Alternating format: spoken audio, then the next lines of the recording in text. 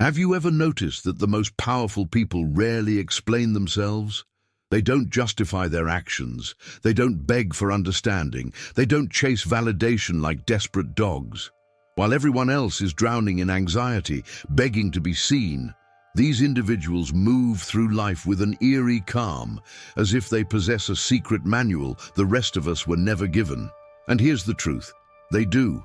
It's not about talent, luck, or privilege. It's about control, absolute control, not over the world, but over themselves, over their thoughts, their reactions, their energy. This is the truth nobody reveals to you, because once you understand it, you become untouchable. And an untouchable person cannot be manipulated, cannot be sold to, cannot be controlled. So pay close attention, because what you're about to discover will either transform you or terrify you. Either way, you'll never be the same. Let's start with a brutal admission. You don't control your life. You think you do, but you don't. Your phone controls you. Your notifications dictate when you focus. Your emotions decide how you react. Other people's opinions shape your decisions. Your past trauma programs your present behavior. Your fears build invisible walls around your potential. You're not living, you're being lived. You're a puppet on strings you can't even see. And the puppet masters? They're everywhere. Social media algorithms designed to hijack your attention. Marketing systems engineered to create artificial needs. Social conditioning that teaches you to seek approval instead of truth. Cultural programming that convinces you that comfort equals success.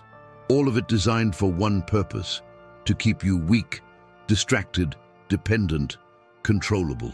But here's what they don't tell you. The moment you realize you're being controlled is the moment you can break free. Not through rebellion, not through loud protests, not through joining another tribe. Through something far more dangerous. Self-mastery. Absolute, ruthless, uncompromising self-mastery. This is what separates legends from livestock. Legends don't react, they respond.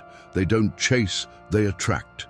They don't beg, they command. They don't explain, they decide. And it all begins with one simple realization: if you don't control your mind, someone else will. Think about the last time you got angry, really angry. You felt that heat rise, that tension build. Those words burst out of your mouth before you could stop them. In that moment, were you in control? No, your emotions were. Your past was, your conditioning was. Someone pressed a button and you reacted exactly as programmed. Now think about someone who remains calm when insulted, someone who smiles when attacked, someone who walks away when provoked. That's not weakness, that's mastery, because they understand something you're just learning. Reactions are predictable, responses are powerful. When you react, you give your power away. When you respond, you keep it. And the difference between the two is simple: time. Just a few seconds of pause, a breath, a moment to step back from the storm inside and choose your next move strategically, not emotionally. This is the first principle of absolute control. Pause before you respond, not because you're afraid to react, but because you refuse to give others the satisfaction of controlling you. Machiavelli understood this deeply. He studied power not as philosophers do, in abstract terms, but as it actually operates in the real world. And what he discovered was this: those who appear calm are not necessarily calm inside. They've simply learned to delay their reactions long enough to weaponize them. They've trained themselves to observe before acting, to calculate before speaking, to choose silence when silence serves them better than words. This is not suppression, it's strategy. You don't ignore your emotions, you study them. You ask, why am I feeling this? What button did they just press? What weakness in me did they just expose? And once you know the answer, you don't react to them, you fix the weakness. Because every time someone can trigger you, they own a piece of you. And absolute control means you own every piece of yourself. Now let's go deeper. Control begins with awareness, but it's sustained through discipline. And here's where most people fail. They confuse motivation with discipline. Motivation is a feeling. It comes and goes like the weather. Discipline is a structure. It doesn't care how you feel. It shows up regardless. Think of it this way. Motivation is wanting to go to the gym. Discipline is going even when you don't want to. Motivation is dreaming about success. Discipline is doing the boring, unglamorous work when nobody's watching. Motivation gets you started. Discipline keeps you going when motivation dies. And here's the secret nobody tells you. Motivation will die. It always does. The rush fades, the excitement wears off, the inspiration runs dry, and that's when most people quit, but not you. Because you're building something different, not a castle made of feelings, but a fortress built on systems. Systems are the invisible architecture of absolute control. You don't rely on willpower, you build routines that eliminate the need for it. You don't trust your mood, you create environments that force the right actions. You don't hope for change, you engineer it through repetition until it becomes automatic. Let me give you an example. Most people check their phone first thing in the morning. They wake up, reach for the screen, and within seconds they're flooded with information, opinions, notifications, problems. Their day is hijacked before it even begins. But someone with absolute control. They wake up and the phone stays silent, not because they have superhuman willpower, but because they've built a system. Phone in another room, alarm clock instead, morning routine that doesn't involve screens, no decision needed, no willpower wasted, just a structure that makes the right choice automatic. This is how you take back control. One system at a time, one routine at a time, one habit that removes the need for 1,000 decisions. Because here's the truth. Every decision drains you. Every choice costs energy. Every moment you spend debating whether to do the right thing is a moment you could have spent doing it. So you eliminate the debate. You decide once, then you build a system that executes automatically. Gym at 6 a.m., no negotiation, no phone for the first hour, no exceptions, one deep work session before noon, no distractions. These aren't goals, they're non-negotiables, and when you stop negotiating with yourself, you stop losing. But let's address the elephant in the room. Emotion. You've been told emotions are good, that you should express them, honor them, follow them. And that's partially true. Emotions are real, they're valid, they're part of being human. But here's what they don't tell you. Emotions are also weapons. And if you don't control them, they'll be used against you. Marketing companies know exactly which emotions to trigger to make you buy. Politicians know which fears to activate to make you comply. Manipulators know which buttons to press to make you react, and as long as you're emotionally reactive, you're controllable. So what's the solution? Emotional detachment? No. Emotional mastery. Emotional mastery means you feel everything, but you act on nothing unless it serves you. You're angry. You feel it. You acknowledge it. But you don't lash out. You channel it into focus, into discipline, into action that moves you forward. You're sad. You don't suppress it. You sit with it, you understand it, you let it inform you, but you don't let it stop you. You're afraid.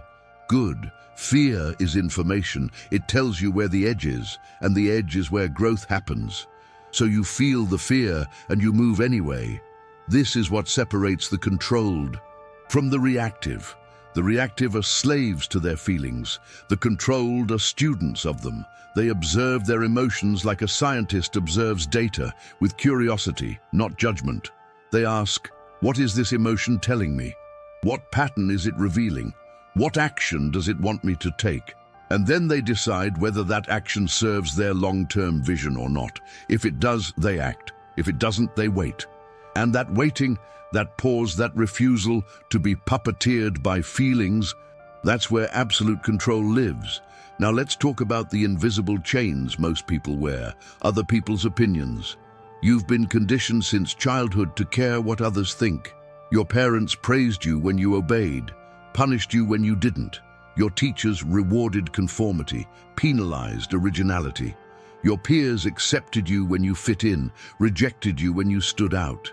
And over time, you learned a dangerous lesson.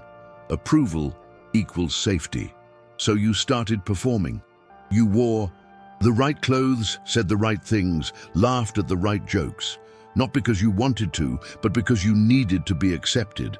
And that need became a cage made of invisible bars called "What will they think?" And as long as you live in that cage, you'll never be free. Because freedom isn't doing whatever you want. It's being unbothered by what others think while you do what's right for you. Here's a truth that will sting. Nobody is thinking about you as much as you think they are. Everyone is too busy worrying about themselves, about their own image, their own fears, their own survival. So that imaginary audience you're performing for, it barely exists. And the few who do judge you, they're the ones still stuck in their own cages, projecting their limitations onto you. So why do you care? Why do you give weight to the opinions of people who aren't living your life, aren't walking your path, aren't paying your bills? The answer is simple: because you haven't yet built a stronger internal compass. You're still outsourcing your self-worth to external validation. And as long as you do that, you're controllable. But the moment you stop seeking approval and start seeking truth, everything changes. You stop asking, "Will they like this?" and start asking, "Is this right for me?" You stop performing for an audience and start building for yourself. And slowly, quietly, you become untouchable. Not because you're arrogant, but because you're anchored. You know who you are, what you stand for, where you're going, and no opinion, no criticism, no rejection can move you off that path. Let's go even deeper. Absolute control isn't just about mastering yourself in isolation. It's about mastering yourself in relation to others. Because the world is full of people who will test you, manipulate you, try to pull you down to their level. And if you're not prepared, they will succeed. Manipulators operate on predictable patterns.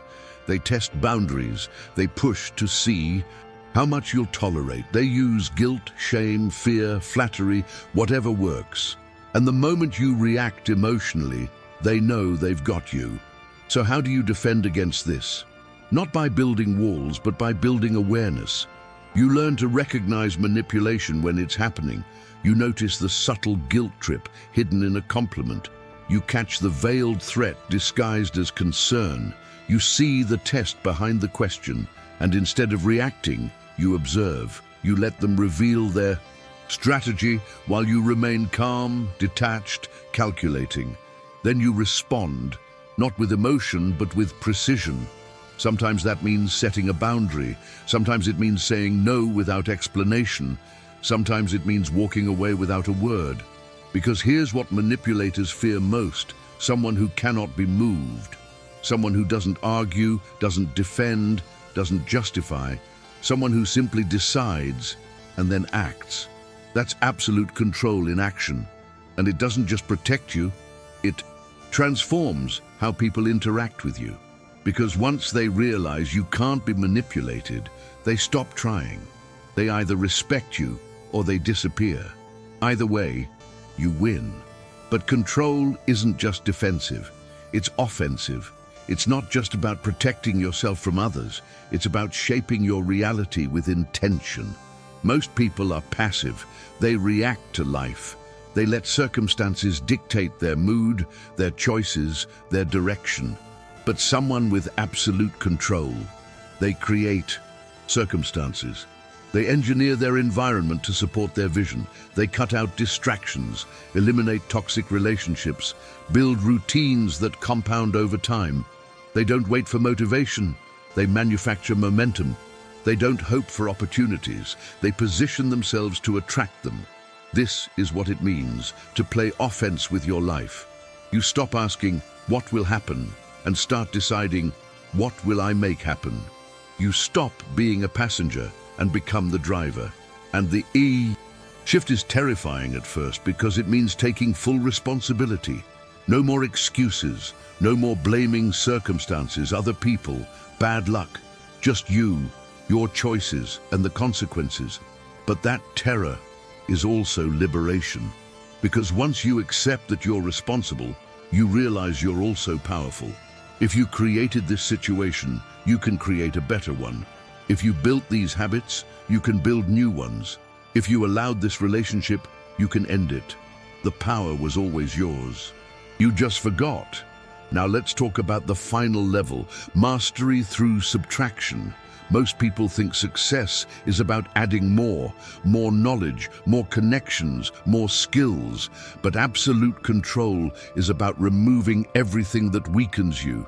Bad habits that drain your energy, toxic people who pull you backward, distractions that steal your focus, beliefs that limit your potential, comforts that keep you soft.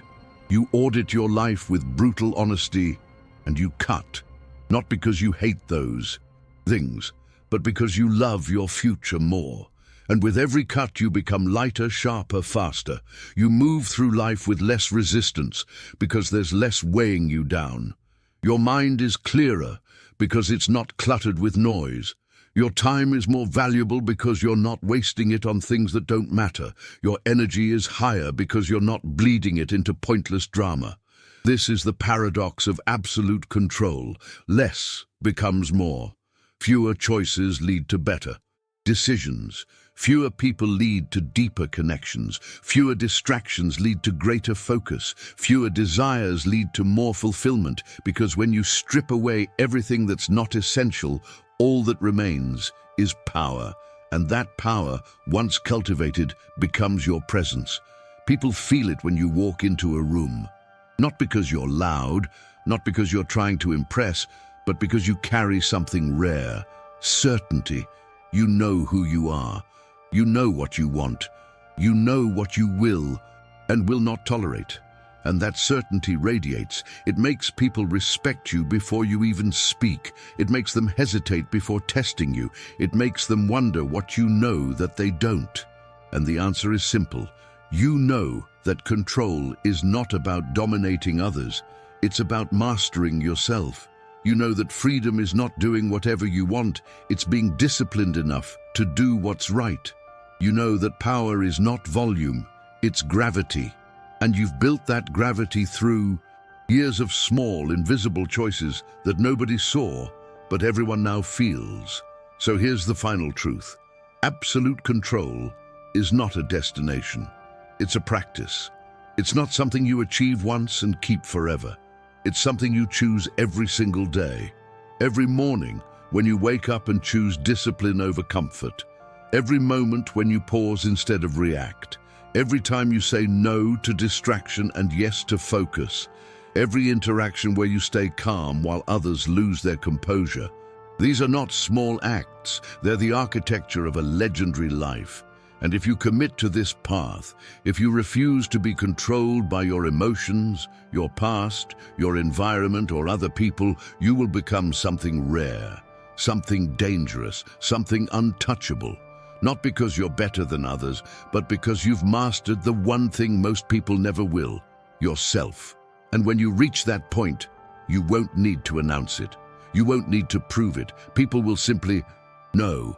They'll feel it in your presence, hear it in your tone, see it in your actions, and they'll realize something terrifying. You're no longer playing their game. You've created your own, and in that game, you make the rules. That's absolute control.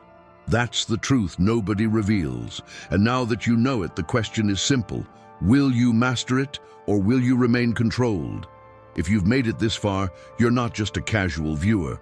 You're someone who senses there's more beneath the surface, someone who refuses to settle for shallow answers. This isn't about motivation, it's about transformation. The seed has been planted, and whether you water it or not is entirely up to you. But know this, once you see the cage, you can never unsee it. And once you understand control, you can never go back to being controlled. So here's your silent pact. Comment below. I control my reality. Not for the algorithm, not for attention, but as a declaration to yourself that you're done being a passenger. This channel exists for those who dare to think differently, who refuse the comfort of lies, who choose the sharp edge of truth over the dull comfort of illusion. Every video here is a key. Every idea a weapon. Use them wisely. And remember, the greatest revolution happens in silence within the fortress of your own mind. Now go, build, master, become untouchable.